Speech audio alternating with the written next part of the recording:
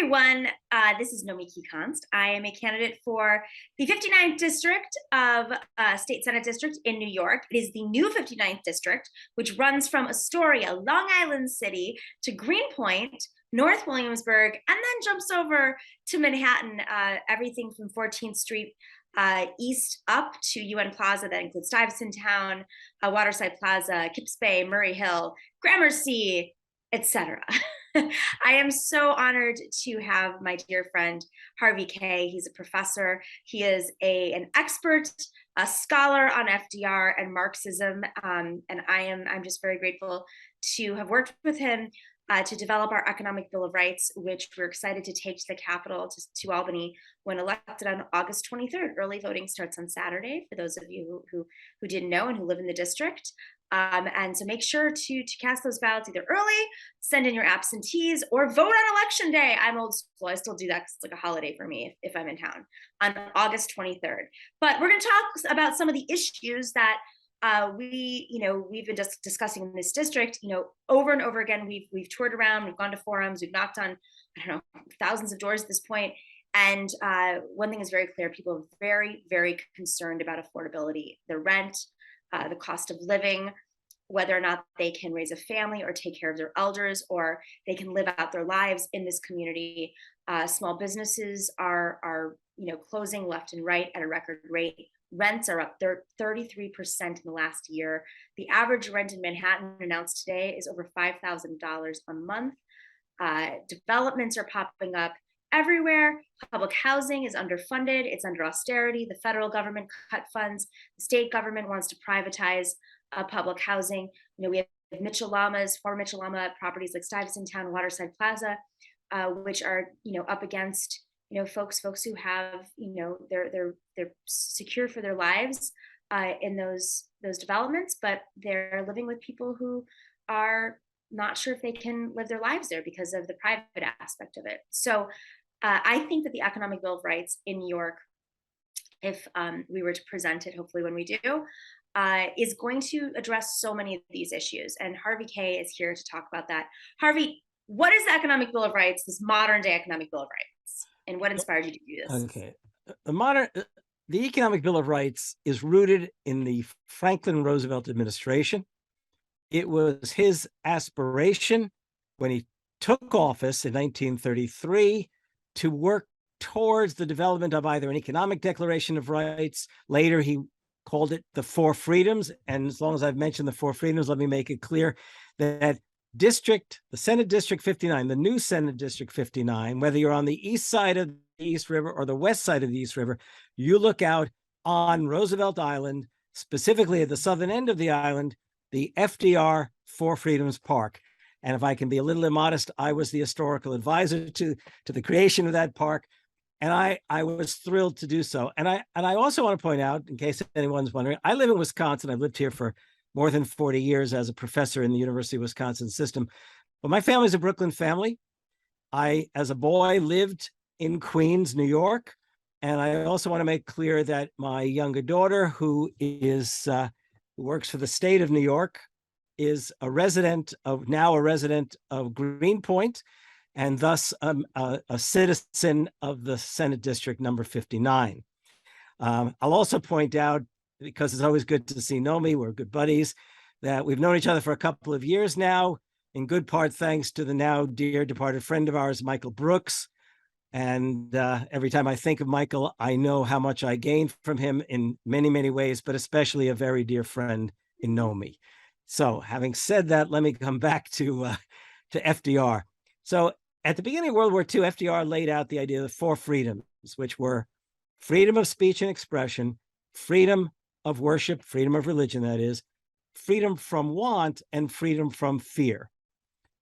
But he didn't leave it at that. In 1944, even as World War II was still underway, he actually laid out a vision that he knew Americans wanted. He knew it because they had done polling, and like 85% of Americans wanted these kinds of things.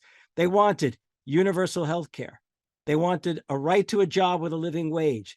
They wanted public education, affordable, free public education as far as their capacities could take them. They wanted housing, comfortable housing, assured. As somebody said, who was one of the key pollsters, it seems Americans want everything. And what he meant by that is when they were asked, what would you like to see develop after the war?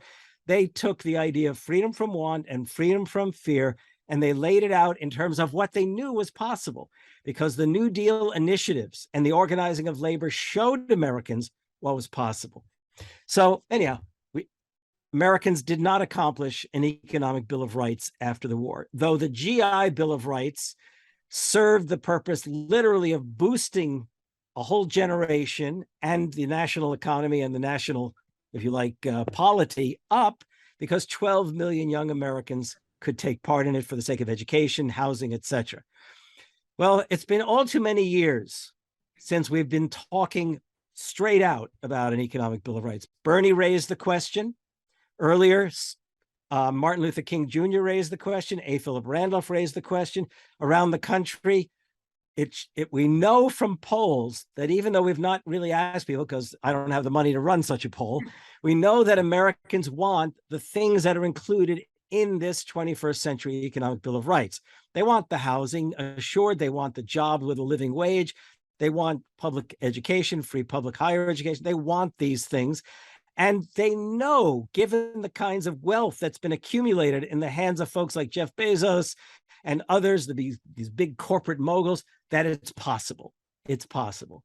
So the 21st century economic Bill of Rights is what Americans want. And I know that New York State can take a lead in doing this.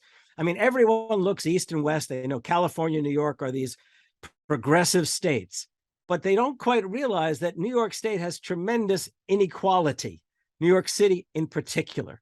And that means that people are living in insecurity. And when FDR talked about the four freedoms, he believed Americans deserved to have security of work, of income, of education, and of housing, and of healthcare. These are the kinds of things. So I'm thrilled, Nomi, that you've decided to be the first candidate in New York State to come out in favor of an economic Bill of Rights.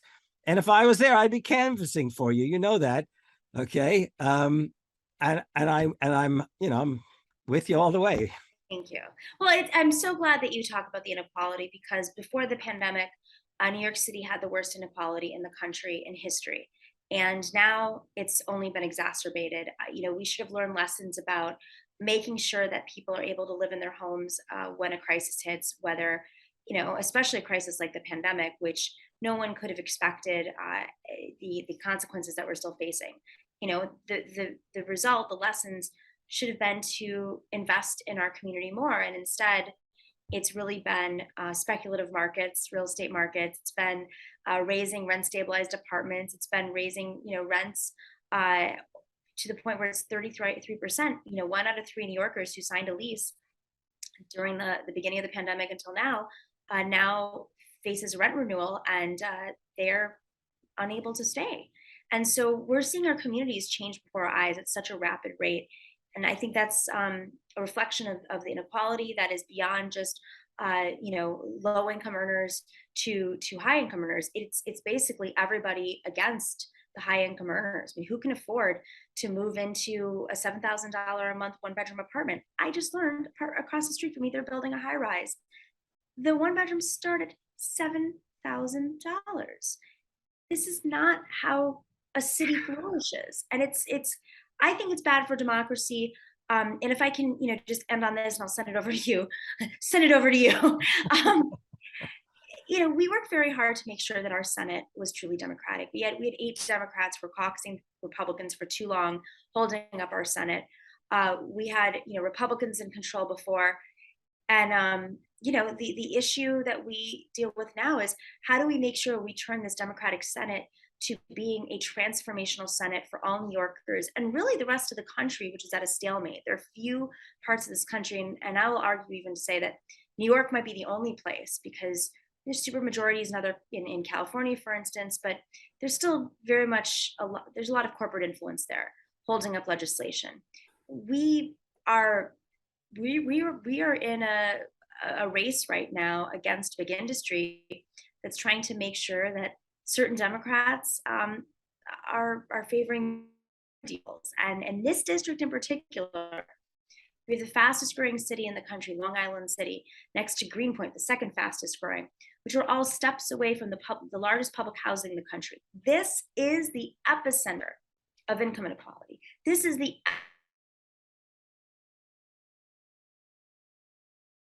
seat is very important to them. They don't want anybody on the left who brings up an economic bill of rights or takes on real estate. I think they're scared of it, but this is a really important piece of legislation. I know that you you've put it out in other states, and where do you see this going? Well, right now, at the national level, at least, I don't see it getting very far because, unfortunately, neither the Biden administration nor the Progressive Caucus, which has been rather disappointing, has picked it up and begun to run with it. I'll offer a challenge to New York State. The Massachusetts Democratic Party, in convention, actually embraced the Economic Bill of Rights. The progressive movement within of all places, the West Virginia Democratic Party, where once upon a time the Democrats ruled handily and now are a marginal force. The West Virginia progressives are seriously looking at this. Here in Wisconsin, though the Republicans have so much control of the legislature, it'll be hard to ever get it on the agenda. There is a group inside of the Democratic Party in the the Democratic Legislative Caucus that wants to and has advanced an economic bill of rights, at least to the idea that if they should ever regain some kind of influence and power over the agenda, that would be high up on that agenda. So New York State, where Democrats do, if you like, have some kind of power, even if it's often a divided party, as I understand it. The fact is, if we compete, I'm still thinking like a New Yorker, but if New Yorkers can send people such as yourself to Albany, we can get the Economic Bill of Rights into the public debate, onto the public agenda. And, FDR knew what Americans wanted. I think you and I both know what Americans wanted. I'm sure New Yorkers, I have little doubt New Yorkers want this. I mean, it's essential given the circumstances that prevail. I'll say one other thing. When FDR proposed this, he said, we've come to the point in American history where we've come to accept the idea of a second Bill of Rights. And I think that most Americans, as Americans, understand the imperative to bring that about. And I want to repeat, I think New York can be the state, as it was when FDR was governor and became president. It could literally lead change in this country, but we've got to have people like you in New York State Senate. Harvey. Well, everybody, you can go check out our plan at nomikifornewyork.com. Up in the policy section, Economic Bill of Rights is essential. Hopefully we are just the first senator and we'll be able to bring a coalition of senators. I have no doubt there are many good government progressives, independent Democrats, progressives that are going to be, if we do this, as hopefully will go the rest of the country, as we followed Massachusetts and West Virginia and Wisconsin, and of course, Professor Harvey Kaye, and so many of our greats before us. Thank you so much for supporting us, and everybody else. August 23rd is Election Day. Early voting starts August 13th. That's Saturday. Make sure to check out where your polling place is. You can just put it into Google and they'll find it for you. And of course, we hope that we earn your support and spread the word. Harvey, thank you so much. Thank you.